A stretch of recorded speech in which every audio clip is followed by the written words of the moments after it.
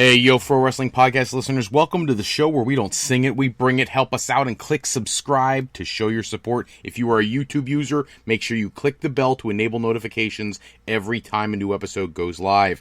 Make sure you follow us on our Discord community. Be sure and stop by www.tsj101sports.com. We are the official podcast of TSJ 101 Sports. We are covering all topics in World of Wrestling, but TSJ Sports has your topics in all of sports. Check them out today.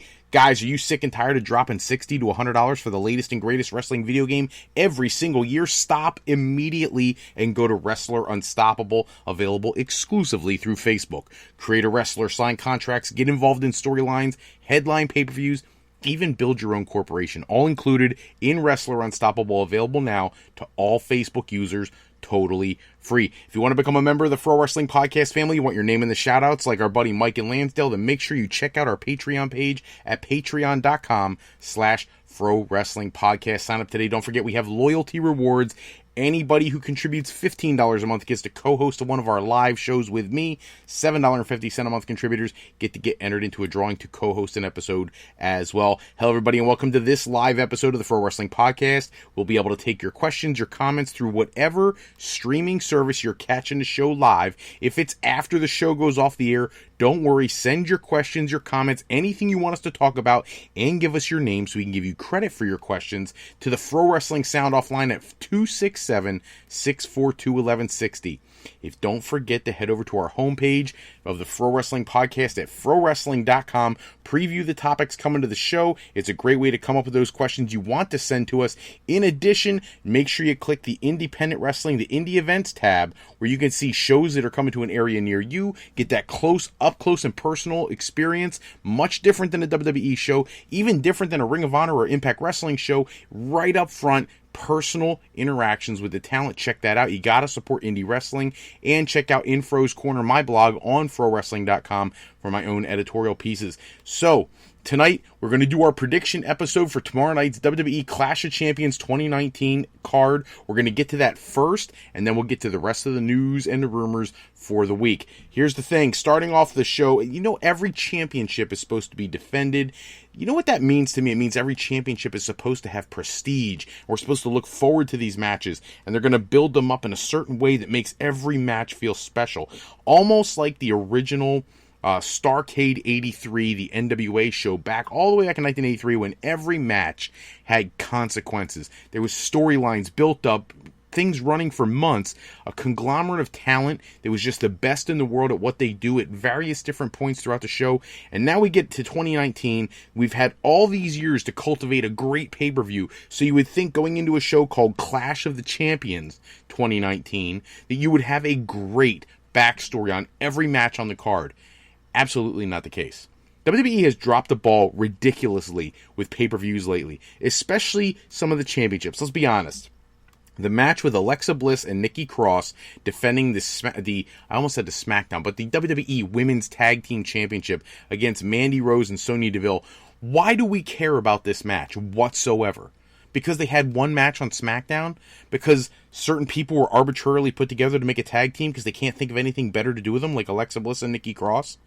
I don't understand how WWE expects people to be emotionally invested in the characters that they create or the storylines that they run when you don't give us a better build to a championship match than what you got for Alexa Bliss and Nikki Cross against Mandy Rose and Sonya Deville. Now, as far as betting odds are concerned, Bliss and Cross are the minus 290 heavy favorite. They're going to retain. There's our prediction. Alexa Bliss and Nikki Cross keep their championships. But the reality of the situation is it could have been so much better if WWE would have actually spent some time and really created a storyline. And whatever happened to the Kabuki Warriors? Like, they were something. They were incredible. Their debut was excellent. They had a lot of, excitement built around their characters, and then they're totally off television. I don't remember the last time we saw them. Is that because Paige went out and had surgery? Is that because WWE's creative people can't think of something better for them to do? No, instead we're going to get the Mandy Rose, Sonya Deville storyline, which I'm fine with. I actually think the two of them deserve the championship, but they're the heavy underdogs here. I don't see it happening. I don't know why WWE's wasting, Nikki Cross and Bliss on this match. I don't know why they're in a tag team. Maybe they did this because, Bliss has had this reputation of having a best friend and turning on her the whole time she's been in the business. Maybe they're trying to get away from that and make this run a little longer, but the reality is this can't go on forever, and they're not a tag team that people look at and identify as a tag team. It's two single females wrestlers. They were crammed together out of necessity, not because they have great continuity together. You know, obviously they're going to retain. It makes a lot of sense because they've put this much effort into them. I guess you're trying to build some kind of credibility in those tag team championships. But Mandy Rose and Sonya Deville, they've been a tag team for an extended period of time. Unless you count people like the Bellas, they are probably the longest tenured tag team on the entire roster. So they deserve a run with the championships. Unless you're going to count the Iconics, who haven't been on television in weeks, you really don't have anybody. So give it to Rose and Deville. They're not going to. The prediction is in. It's going to be Bliss and Cross, but I just think the storyline build-up for this match is garbage. Moving on to the United States Championship, people have been talking about this incredible push that Cedric Alexander has received recently, and apparently he's going to continue to receive that after this show. The problem I have with it is he's the plus 200 underdog to AJ Styles minus 280.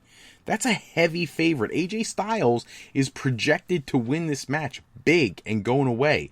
Now look, if you're booking for Raw, if you're Paul Heyman and you're trying to figure out a great way to really bring up the ratings for Raw, I understand getting behind somebody like AJ Styles, but if done correctly, Cedric Alexander can be a focal point of your brand in the very near future. Let's be honest. When he came out dressed as the old man, the janitor in the back, and he attacked Drew McIntyre and Shane McMahon and all that, people bought into it immediately. He's got a great identifiable character. He's got a unique moveset. He's something exciting and different. You could get behind that.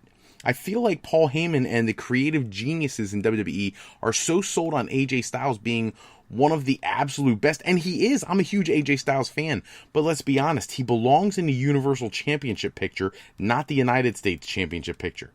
So for me personally, I have no problem with Cedric Alexander walking out U.S. champion. I don't think it's going to happen, but I got to make a prediction here. I'm not going to go against the odd makers often, but this time I am. Cedric Alexander walks out the new United States champion at Clash of Champions. Why? Because he deserves it. Because it's not going to hurt AJ Styles. He's not going to suddenly fall to mid-card status because he takes a loss to Cedric Alexander. If that was the case, then Drew McIntyre wouldn't have taken a loss to Cedric Alexander. Somebody they're trying to build as a main eventer in the near future, you wouldn't have them take a loss to Cedric Alexander and then act like AJ Styles is untouchable. It's ridiculous. This time, I'm going against the odd makers. I'm going with Cedric Alexander, the new United States champion. The most ridiculous match of the night, I don't even want to talk about it. Roman Reigns, the minus 380 favorite over Eric Rowan. Yes, Roman Reigns wins. Let's get that out of the way right away. He's going to win. He's going to win by disqualification. They're going to do something with Daniel Bryan coming in and interfering, and it's going to cost Eric Rowan the match, and Roman Reigns is going to win. I'm fine with that. The only thing that I could see screwing up the prediction is if Eric Rowan's out there and he's beating up Roman Reigns and Daniel Bryan comes out and attacks Eric Rowan for having attacked him on SmackDown. I'd be okay with that as well, but then Eric Rowan would win by disqualification, and that would throw off my prediction. Roman Reigns is easily going to win this match. They got to find a way to keep him relevant, but without giving him the championship, and a feud with Eric Rowan is pointless. Now, don't get me wrong, I actually loved the mic work by Eric Rowan. It's obvious he's not a polished mic guy this past Tuesday, but he's getting there. At least he has a voice now. He's just not some big red-headed, red-bearded freak who stands on the sideline as just the muscle. I hated when they use that line, but that's the truth. That's what he's been for a while now. Now he's got a legitimate identity. If they keep him as a single star going out on his own, make him, I don't want to say this because I don't feel he's there yet, but a newer version of Kane. Make him this unstoppable muscle that gets into these crazy feuds with the big guys, but he can't go over. You can't take someone who you cram down our throat for the last 2-3 years and then suddenly have him job out to Eric Rowan. That doesn't make even a little bit of sense. They've botched this whole storyline up completely. This should have been Daniel Bryan versus Roman Reigns. I guess they're trying to push that off for a future pay-per-view, but I think it's a terrible idea. I think they should have done it here. Going to the Raw Women's Championship match, to my surprise, not really, but to most people's surprise, Becky Lynch, the severe underdog, plus 120. Sasha Banks, the minus 160 favorite. It is time. I'm glad Becky had her run with the championship. I'm glad she got the main event WrestleMania. I loved her program with Ronda Rousey, but it's time. Not because Becky doesn't deserve to have the championship, but because it's gotten stale, a little stale. It's not her fault. You know, she's still an incredible talent. Probably, if not the best wrestler in the world. You know, I'm sure Tessa Blanchard would argue with that, but probably the best female wrestler in the world right now. But you gotta move that belt every once in a while. Sasha Banks, after being gone so long, this would be the perfect way to give it to her. I think Sasha Banks does win the Raw Women's Championship in this match. SmackDown Tag Team Championship, the New Day, the -210 favorites over the Revival. I don't see any reason to put the SmackDown Tag Team Championship on the Revival, and I don't see Randy Orton getting involved because he has a championship match later in the evening. Because he's not involved, the New Day win. They are the -210 favorites to the Revival, +160. New Day walk out as the SmackDown Tag Team Champions.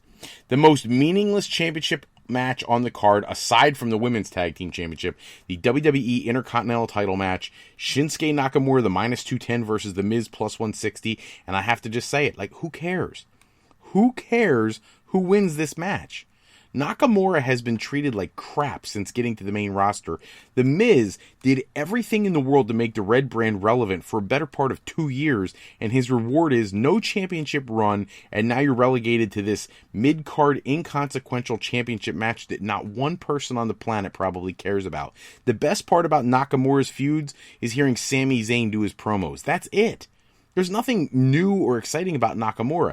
Nakamura needs to be the muscle in like a new faction. I don't know who you'd put in that faction, but that would be his role. He's like the Arn Anderson or the Ole Anderson. Arn could talk, Ole couldn't. He's like the Ole Anderson of like a New Horseman kind of regime. Put 4 guys together and let Shinsuke Nakamura be a part of it and just not say anything. He just tears people apart, hits the Kinshasa on people all the time. Like that's what he should be doing. This means nothing to me. I'm going to go ahead with the odds makers. Nakamura retains. He's the -210 favorite. So the prediction is Intercontinental Championship stays with Nakamura. Another, like, who cares match. WWE Cruiserweight Championship. Drew Gulak, the -140 favorite. He's going against Humberto Carrillo and Lince Dorado. Who cares? Gulak retains. -140 favorite. He takes the belt. No contest here. The big one of the women's division that I'm actually looking forward to the most, Bayley defending the SmackDown Women's Championship against Charlotte Flair. Charlotte Flair is the +115 underdog to Bayley's -155 favorite. I think this night, coming up tomorrow, the Boston Hug Connection walk out with both championships. Bayley retains over Charlotte Flair. Let's face it, Charlotte's had a ton of championships already in her young career. Does not need another one right now. Bayley, a victory over Charlotte at a pay-per-view does more for Bayley's character, especially being the heel, than Charlotte's win would.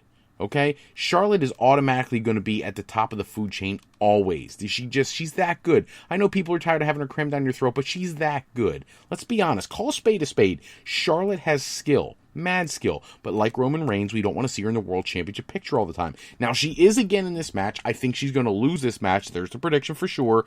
Bayley wins. But I think Charlotte is destined for other things. I think at some point there has to be the solidifying of the horsewomen. I get it. They're facing each other at this show, which is incredible.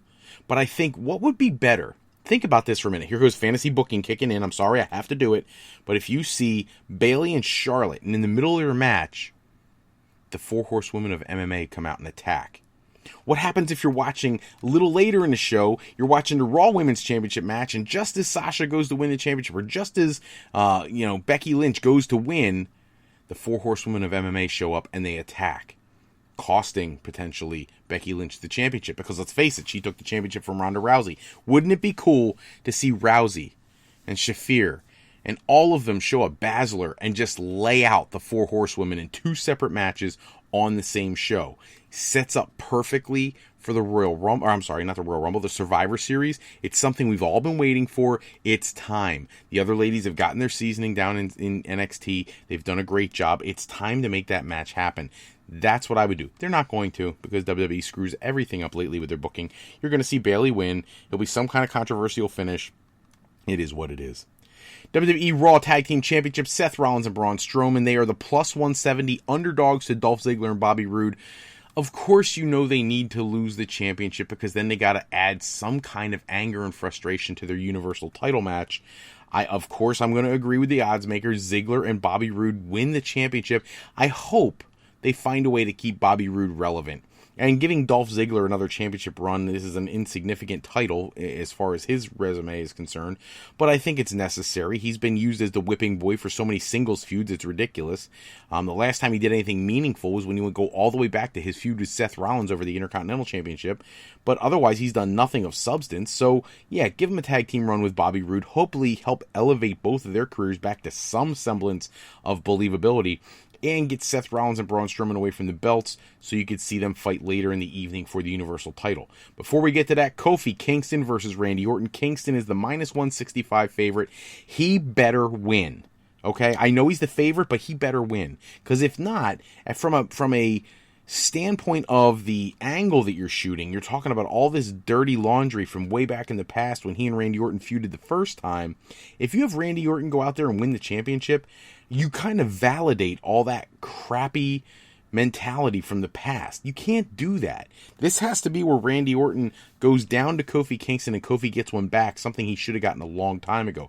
Now look, I understand we're coming up to a time where this is roughly when Kofi they need to start looking at who's going to take the championship from him. I don't think it should be Randy Orton right now. I really don't. I wonder, and I suspect possibly Randy Orton may make the shift over to Raw when they make the move for SmackDown to Fox, because I think he's a legitimate enough draw for Raw that they can move somebody more exciting to SmackDown and try to bolster that Fox debut. But I don't want to see him as WWE champion. I think Kofi's over enough that Fox would be very upset if he took the championship off him as well. So yeah, I'm going with the odds makers. The minus 165 favorite Kofi to Randy Orton's plus 125. Kofi Kingston retains. And then the big match, the WWE Universal Championship. Seth Rollins, the minus 400 heavy favorite versus Braun Strowman's plus 280 underdog. Look, I think we all know what we think may happen here. The Fiend is going to appear. He's going to attack one or the other. I don't know which one. I would not be surprised to see him attack Braun Strowman so that Braun wins the match, but Seth retains the title. Now, people who follow the news know that there are matches already advertised with Seth Rollins versus The Fiend for the Universal Championship at house shows all over the country. So I would not be surprised to see that happen. However, how do you book it at Clash of Champions in a way that allows The Fiend to be the new number one contender, but doesn't cause so much heat with Braun Strowman that's not a logical feud? Because you can't have him feud with both. Now, there was some conversation about maybe not doing the Fiend feud yet, and instead having him attack someone like, say, Goldberg or The Undertaker. I'd be okay with either one of those. But I am actually curious to see both a Seth Rollins and a Braun Strowman feud with The Fiend. I think Bray Wyatt is an incredible talent who has never been used to his fullest potential. This is an opportunity to make that happen. So there you have it, the predictions from the Fro Wrestling Podcast for WWE Clash of Champions. We have lots of other news to get to. I want to get to, I had a question come in this week, St. Petersburg Peter, and I'm glad somebody finally gave me a name with one of their questions, asking about how I feel about John Cena getting his opportunity to be in this movie. He's going to be in the new, Suicide Squad. The new Suicide Squad film he's going to be in. Look, he's becoming a major Hollywood player. I'm not surprised he gets a major role in something like that. He's going to be in another one of the spinoffs of the Fast and the Furious series or in one of the Fast and Furious movies. He gets a lot of big roles now. His career in wrestling, it's like The Rock.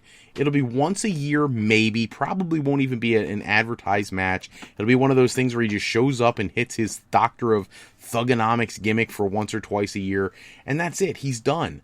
But to address the question I had is how I feel about him landing such a huge movie role. Look, I'm happy for John Cena. Because let's be honest, without him, whether you love him or hate him, it doesn't really matter. In the last 15 years, where the heck would your fandom have been for pro wrestling in general without John Cena? Now, whether you love him or hate him. Because here's the thing, people are always like, oh, well, you know what, there was still New Japan and there was still Ring of Honor. Yeah, I get it. You know what, Ring of Honor, New Japan, Impact Wrestling, and now AEW, those are all huge things now. But if you are being honest with yourself and look backwards, Impact Wrestling had a great thing with Samoa Joe versus Kurt Angle and AJ Styles versus Samoa Joe, things like that back in the mid-2000s. But that's it. You were not getting the same buzz about Ring of Honor. Did they have incredible talents? Absolutely. Did they put on great matches? Absolutely. But they didn't have the media exposure they have now. New Japan Pro Wrestling wasn't even being shown in the United States, so that wasn't a factor. So what kept you a wrestling fan? It was either loving John Cena and watching him defeat people, or loving hating John Cena and watching other people defeat him. How do you think the guy got 16 world championships? It's by people wanting to see him win and wanting to see him lose. And now you've had the opportunity to do both. He's had a great career, and you know what? Now that he's riding off into the sunset and becoming an extremely limited part-time player, I'm happy for him. You know, he made his bones in WWE. He's popular. People like him. Good. Go off and ride into the sunset and enjoy your movie career. Just make sure you come back every now and again and remind the fans why you were the face of WWE for 15 years. I do know people are talking this week about the cast for the Fox Sports 1 show, the WWE show that's coming. It's going to be Renee Young and Booker T. They're going to shoot a live show every week from Los Angeles. It's a little strange. You would think that, she's going to be doing Raw, or at least so far, they haven't announced that she's leaving Raw. Maybe she'll leave Raw. I know they're talking about condensing the broadcasting booths down to 2 people from 3. Maybe that's what they do with her. They give her just this show by, instead of the live wrestling broadcast. Still don't have any idea what the format is going to be. There have been talks about bringing in people from the past or reviewing different things, promotional stuff for upcoming shows. Wrestler spotlights, things like that. But we really don't know what to expect from the show. But at least we know that Renee Young and Booker T will be the hosts of the show. Hopefully it is something of substance. Kevin Owens in the news this week on his Twitter account, putting up a sequence of numbers which, if you correlate them with the letters of the alphabet, translate to NXT. Interesting, considering they just did the angle where he was fired from SmackDown. Would they take a chance and move Kevin Owens back to NXT for their big debut and put him right into a premium feud with Kevin Owens taking on Adam Cole? Would they do that? I think they would, because you're going to be going head to head with All Elite Wrestling that has incredible buzz right now. Think about the reaction of KO walking out. But here's the deal. You got to have a killer match for Adam Cole on debut night. As soon as you're done that match, he has to retain his championship. KO's music hits. He walks out and lays out the NXT champion. That's an impact you make if you bring KO back to NXT. My only problem is his entire main roster run. Yes, he got a Universal Championship run. Garbage. Absolute garbage. WWE Championship. Garbage.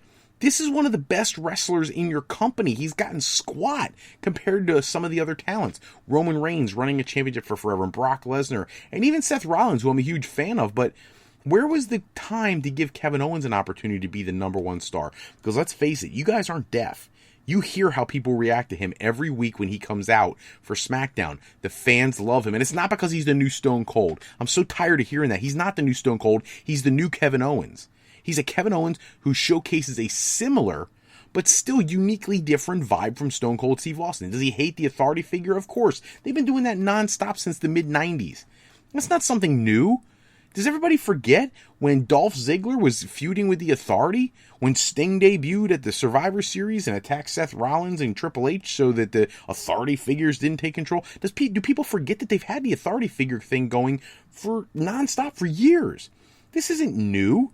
So I don't look at Kevin Owens as being the new Stone Cold just because he rejects the boss or because he hits the stunner. Are you serious right now? Like, are we talking about, like, every guy in the future of wrestling who uses the figure 4 is automatically Ric Flair? Or every guy who, I don't know, picks something, does a sharpshooter's the next Bret Hart? No.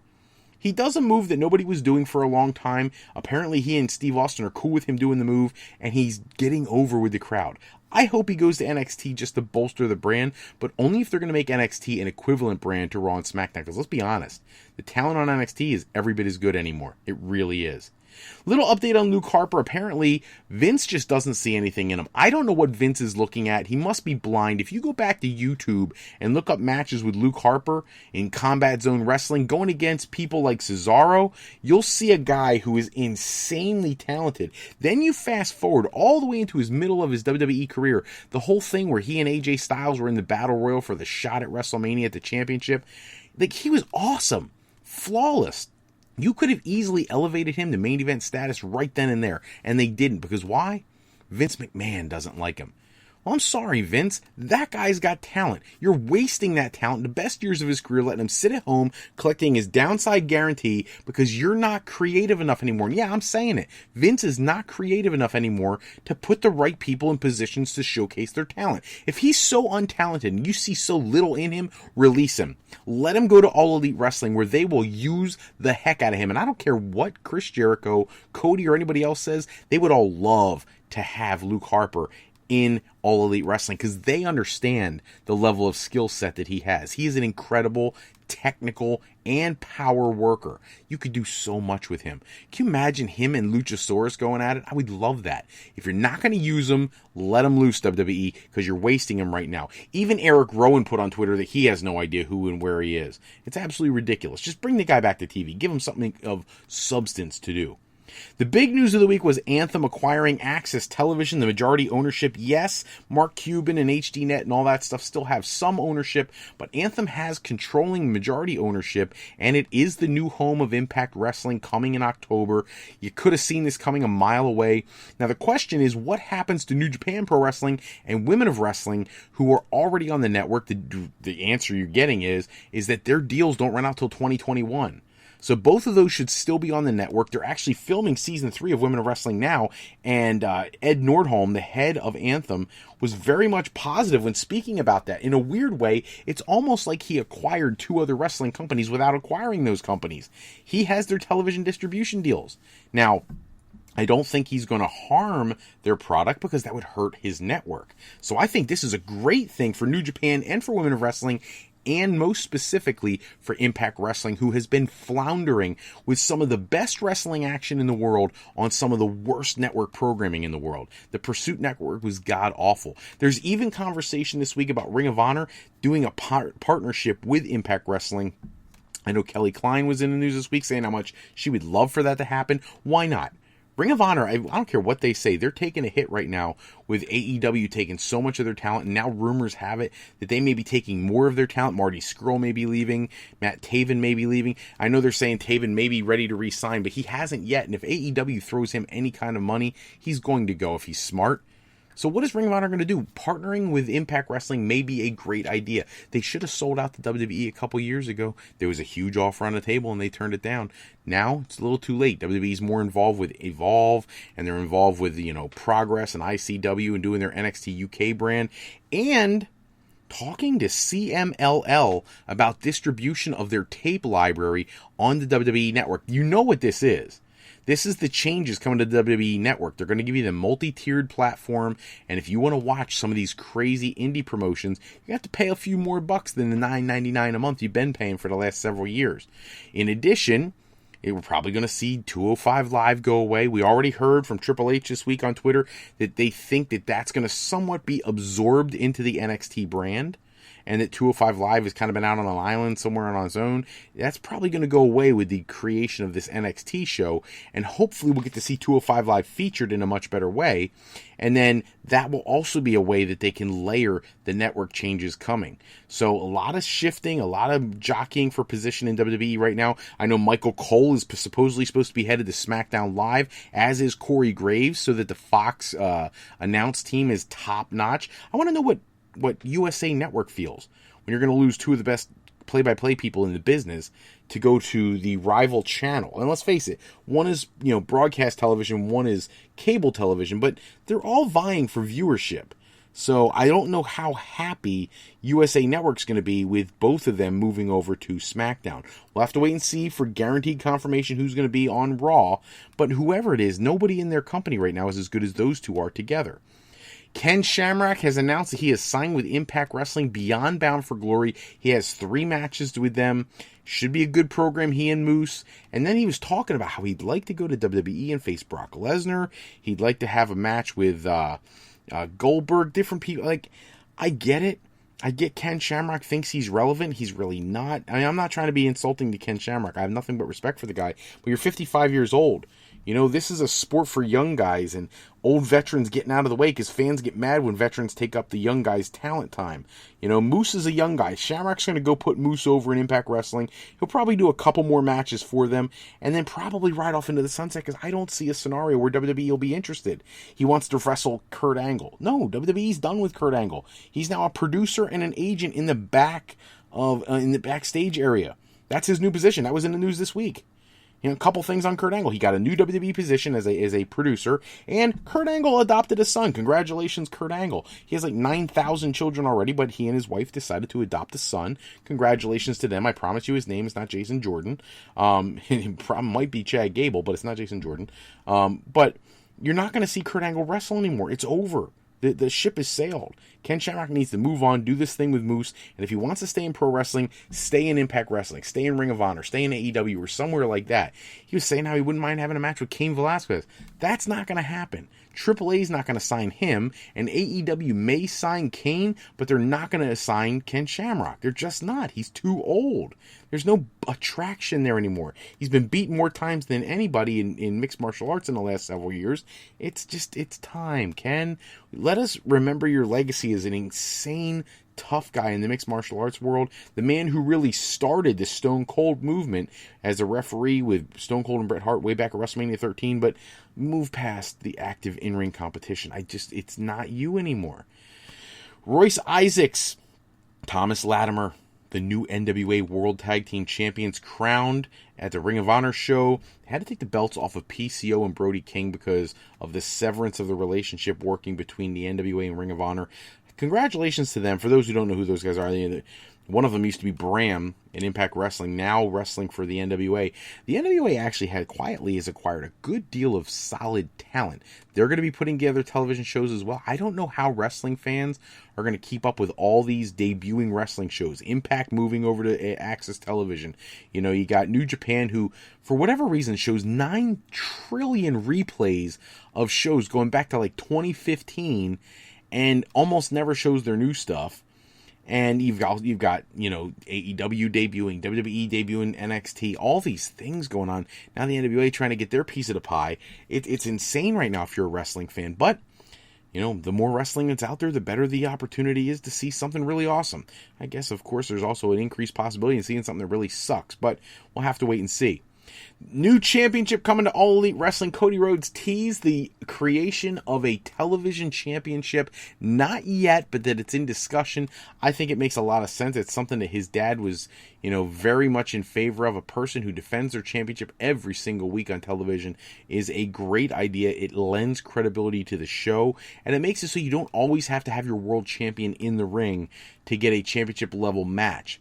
I remember matches with Arn Anderson, Tully Blanchard, Dusty Rhodes, people of that quality for the television championship for years in the past. And I think that would be a great addition to the the AEW roster. More importantly, it's a great way to get some of these young people that you don't really know that well, unless you're a diehard junkie like me. Some people listening to this show are not diehard junkies like us, and they don't know some of these people. They don't know who Sammy Guevara is. He's incredible. Okay, that's why he's challenging Cody, and the winner's going to end up challenging for the World Championship. But he's incredible, but a lot of people don't know who Sammy Guevara is. Now you might be able to. Joey Janela. He's a perfect guy to give a television championship to, because some people know him and love him. People who don't know him have no idea what they're missing. Put that television championship out there. Give somebody an opportunity to showcase their talent without having to be on the level with Chris Jericho or Kenny Omega or Jon Moxley or people of that level, Cody or whatever. Fight TV announced that All Out actually did a larger buy rate than Double or Nothing. I'm a little cautious about believing this just because it took so long for them to compile the statistics, but it looks like they're convinced that All Out is the biggest show of the year. All In, All Out, whatever you want to call it next year. I don't know what name you'll use, All Out 2, or are you going to go back to All In again? But that's going to apparently probably be the equivalent of their WrestleMania every year. Good for them, it's success. It's a good thing. So, by the way, as my notes pop up here, somebody asked me if it was a true story. It is. And I said earlier, make sure you tell me your name when you ask a question. Somebody asked me, is it legit that ODB, now for those who don't know who ODB is, I'm not talking about the rapper. I'm talking about the young lady who used to wrestle for Impact Wrestling. She runs a food truck, and there was a story the other day, and they asked me if this was a legit story. Yes, it is. Please give me your name next time so I can give you the shout out and let you know that, and let people know who you are.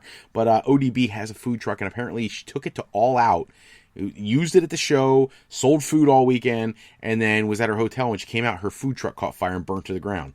So when you're talking about somebody like, a Sasha Banks or a Charlotte Flair or somebody like that, I'm sure they could repurchase whatever something like that would be instantaneously. ODB, not exactly a main event WrestleMania draw.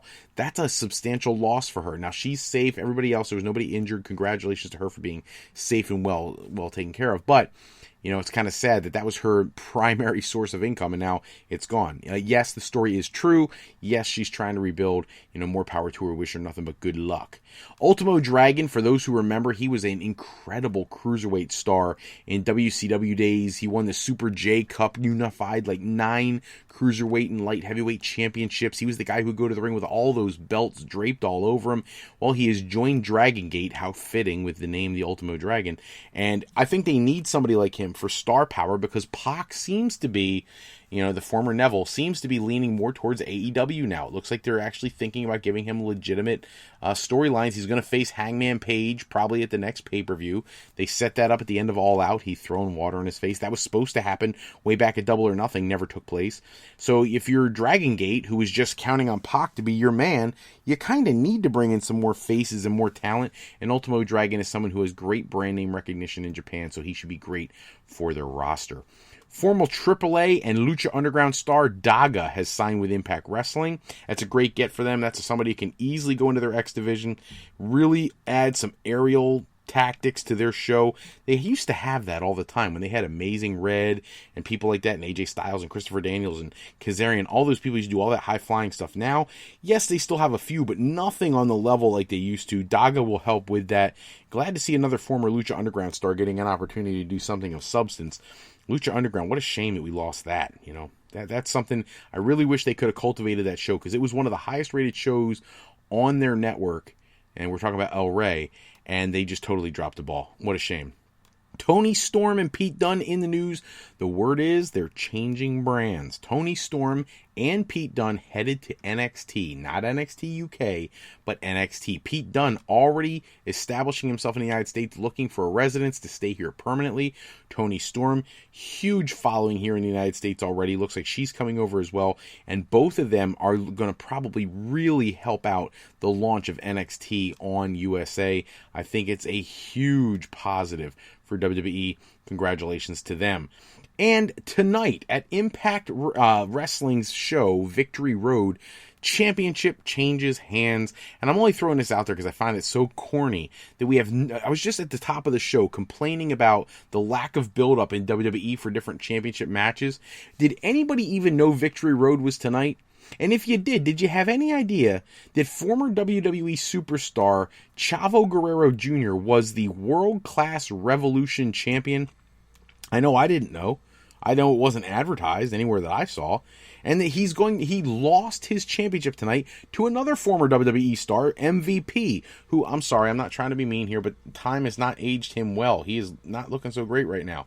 But apparently, MVP, the new World Class Revolution champion tonight at the Victory Road show. I was not even aware that match was going to take place. Congratulations, MVP. I'm glad you're still getting it done in the ring. That's all the time we have for this episode. Check back with us next episode where we run down all the latest wrestling news and rumors. Special thanks, as always, goes out to bensound.com and purpleplanet.com. They produce all the music and sound effects we use in our shows.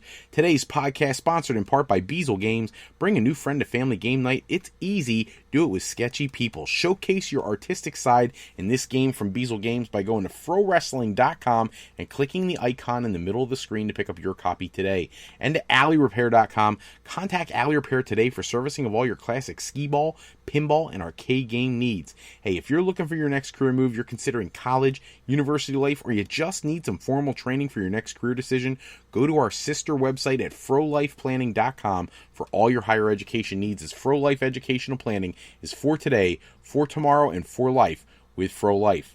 I'm Fred Froelich, better known as Mr. Fro. I want to thank you for taking a few moments with us today. If you're looking for more wrestling news and rumors, go to www.tsj101sports.com for their articles on the world of professional wrestling. Check out my blog, In Fro's Corner, at frowrestling.com, and make sure you go to that indie events tab. Support local indie wrestling. The great one-to-one personal, intimate experience of independent wrestling is unlike anything else in the business. Check out a show coming near you. Until next time, take care, everybody. Have a great night.